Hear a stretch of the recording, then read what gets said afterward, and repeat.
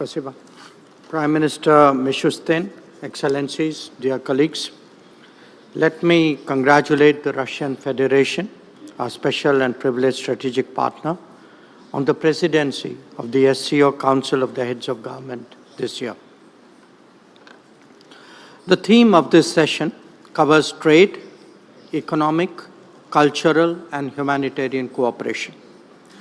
Let me summarize India's approach to the trade and economic issues that were discussed in the last session.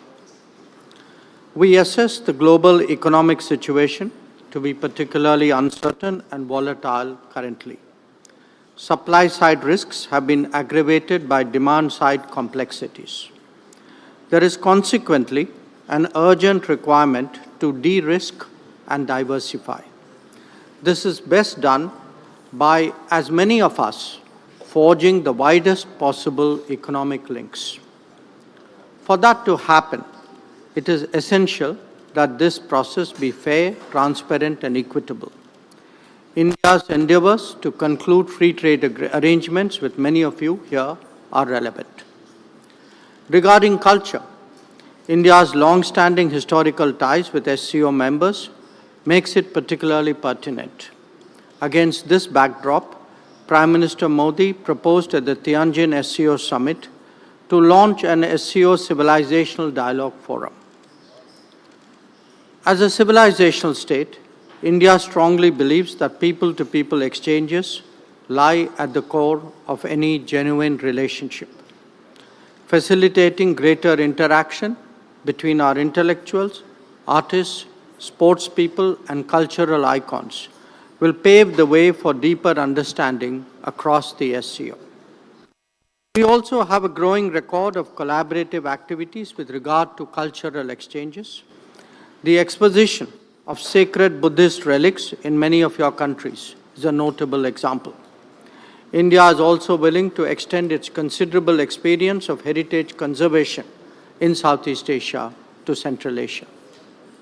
Regarding humanitarian cooperation, this is important in an era of climate change, pandemics, and conflicts.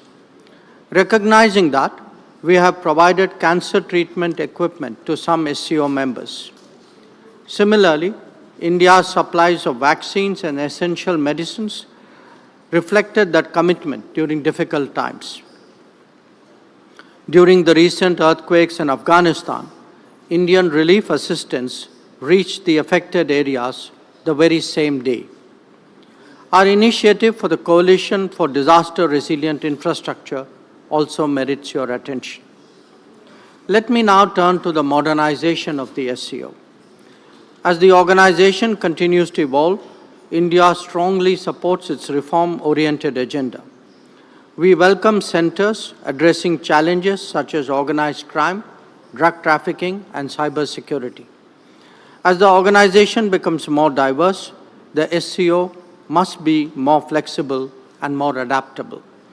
To this end, the long-delayed decision to make English an official language of the SCO must be prioritized.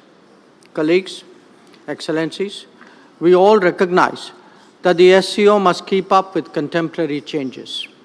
That must be reflected in fresh thinking and new collaborations.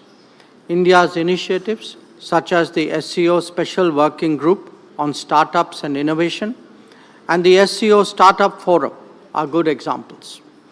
They are aimed at promoting innovation and creativity, especially targeting the younger generation. Similarly, the recent SCO's Young Authors Forum in New Delhi is a good way of strengthening people-to-people ties. Excellencies, we must never forget that the SCO was founded to combat the three evils of terrorism, separatism, and extremism. These threats have become even more serious in the years that have passed. It is imperative that the world displays zero tolerance towards terrorism in all its forms and manifestations. There can be no justification, no looking away, and no whitewashing. As India has demonstrated, we have the right to defend our people against terrorism and will exercise it.